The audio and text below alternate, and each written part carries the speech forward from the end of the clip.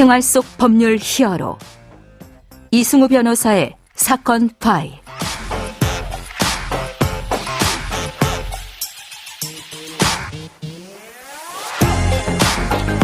안녕하세요, 이승우입니다. 각종 사건 사고에서 여러분을 구해드리겠습니다. 오늘 열어볼 사건 파일은 가평 계곡 살인사건입니다.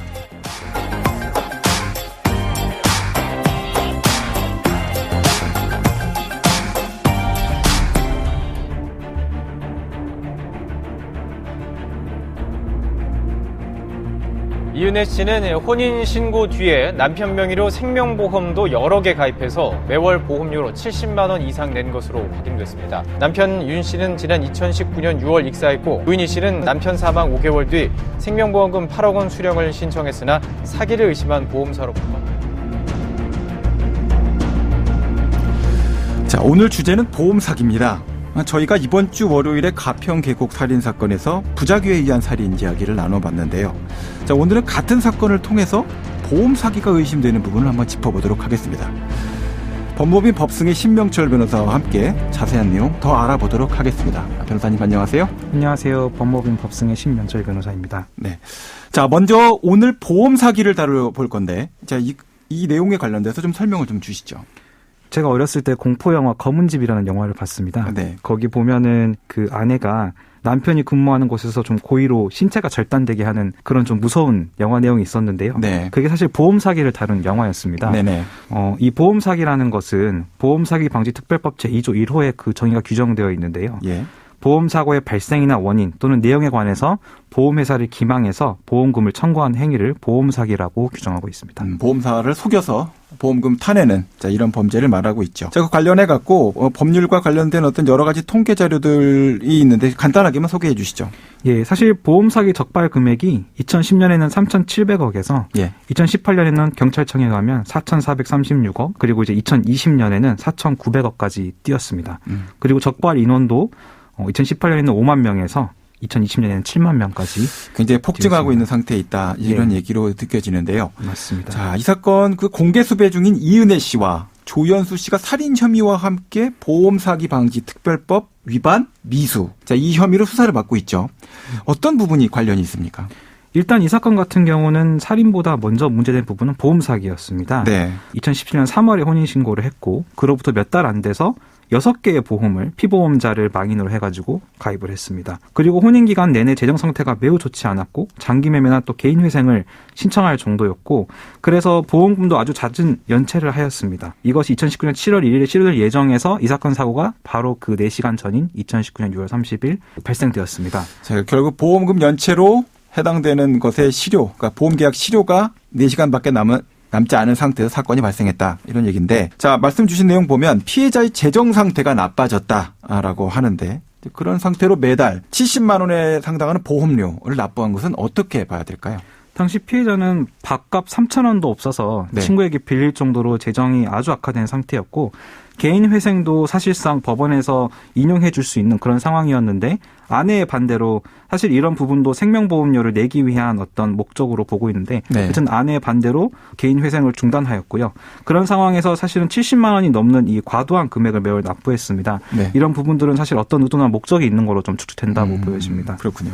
본 살인 사건 발생 이전에도 2차례나 더 살인 시도가 있었다라고 하는데, 이제 그게 사실이다라고 한다면 이것도 어떤 보험 사기와 관련이 있겠습니까? 예, 이 사건 전에 이은혜 씨는 망인에게 2019년 2월에 보고독이 섞인 음식을 먹게 하거나 2019년 5월에 낚시터 물에 빠뜨리기도 하였습니다. 네. 그리고 한 달 뒤에 이 사건 사고가 발생하였고요. 따라서 피보험자인 망인에게 어떠한 보험 사고를 일으켜서 보험금을 노리는 어떤 그런 의심 정황으로서 좀 볼 수 있겠습니다. 자, 그 보험 사기와 관련돼서는 사실은 여러 사건들이 많이 발생하면서 사례가 좀 직접된 게 있죠. 그래서 보험 사기와 관련된 사례들 좀 정리해서 말씀을 좀 주시죠. 예, 3가지 유형으로 좀 정리할 수 있는데요. 일단 첫 번째는 보험 사고인 것처럼 위장해가지고 입은 피해보다 더 과다하게 청구하는 것들이 있습니다. 제가 직접 수행한 사례 중에서는 치과 의사가 충치 치료를 하면서 예. 충치가 없는 인접치아의 여러 개의 치아를 그냥 신경치료나 보철물 치료를 시행하고 치료비도 과다로 받고 보험료도 과다로 받는 이런 사건들이 있었고요. 예. 도수 치료를 받지 않았는데 허위 진료 확인서를 보험회사에 제출해서 보험금을 청구하는 이런 사건도 있었습니다. 이것은 네네. 병원의 권유가 있었긴 하였는데요. 예예. 네, 이런 부분들이 좀 문제가 되고 두 번째로는 고의적으로 사고 유발하는 것이 있습니다. 네. 이 사건의 경우도 그런 유형에 해당할 가능성이 높고요.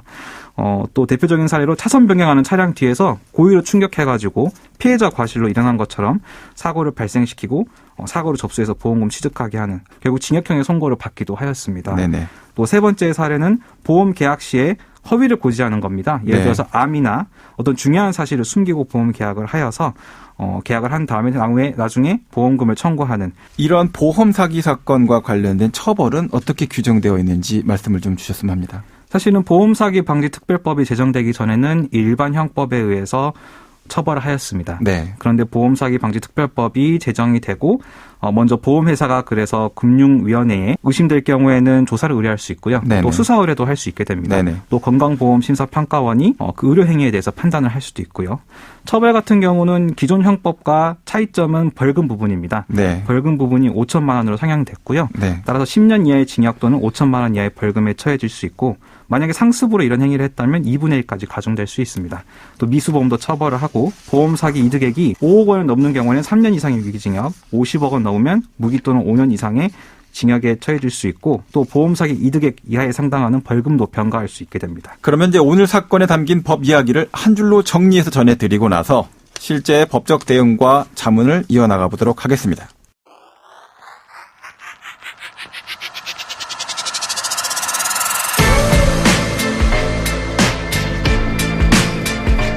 이럴 땐 법대로.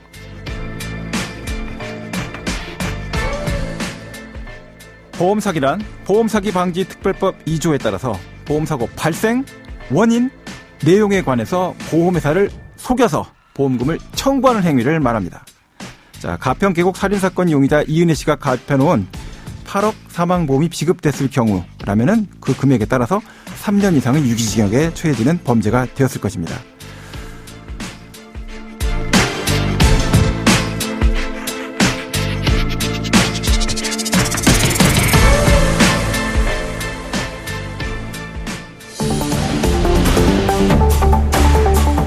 나를 지켜주는, 나를 도와주는 법 이야기. 이승우 변호사의 사건 파일. 자, 오늘 보험 사기를 살펴봤습니다. 실제로 사고를 당한 것인데 억울하게 보험 사기로 몰리는 경우들도 많이 있을 것 같습니다. 자, 그럴 때는 변호사님 어떻게 해야 됩니까? 네, 사실 보험사기 방지 특별법은 의심 정황만으로 금융위원회나 수사 의뢰를 할 수 있기 때문에 실제 보험사고인 경우에도 억울하게 조사를 받는 경우가 있습니다. 네네. 왜냐하면 우리가 몸이 아프면 사실 병원도 여기저기 다닐 수도 있고 또 통증이라는 것이 원인을 명확하게 밝혀지지 않은 상황에서 그렇죠. 여러 가지 치료를 받을 수 있게 되거든요. 따라서 저희도 그런 사건들을 많이 맡아 수행해 봤습니다만 이런 부분들을 억울하게 오해를 받았을 때는 좀 명확하게 입증하기 위해서 의무 기록이라든지 진료 기록 등을 좀 분석하고 철저하게 입증을 해서 보험 사기에 해당하지 않는다는 것을 입증하는 것이 중요하겠습니다. 따라서 억울하게 보험 사기로 몰린다면 전문가의 조력을 받아서 대처하는 게 중요하겠습니다. 네, 그렇습니다. 해당되는 내용의 증거 자료들에 대해서도 또 진술 과정을 통해서 잘못된 판단이 이루어지지 않도록 좋은 진술을 잘 할 수 있도록 많이 생각해 보시고 또 법적 자문을 받아서 처리를 하시는 게 바람직하다. 네, 이런 말씀으로 생각할 수 있겠습니다. 자, 네, 오늘 말씀 고맙습니다. 네, 감사합니다. 지금까지 신명철 변호사와 함께했습니다. 변호사님 고맙습니다. 네, 감사합니다. 법무빈 법승의 이승우 변호사였습니다. 내일도 사건에서 여러분들을 구해줄 사건 파일 함께 열겠습니다.